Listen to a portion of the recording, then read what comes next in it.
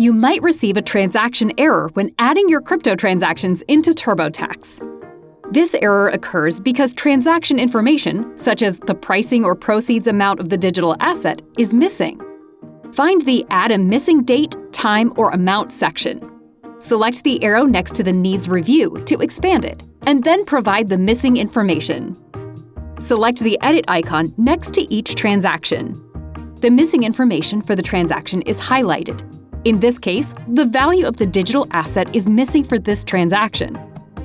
Enter the missing value information. You can consult your exchange or wallet's transaction history to find the amount. Then select Save. Continue reviewing your transactions until Done appears next to the section. If you have many transactions to fix, you can save time by using the TurboTax Bulk Edit feature. Select the box next to the transactions you want to edit at once. Then select Bulk Edit. Select the transaction type and select Save Changes. If you're still having trouble, select one of the help options to get support.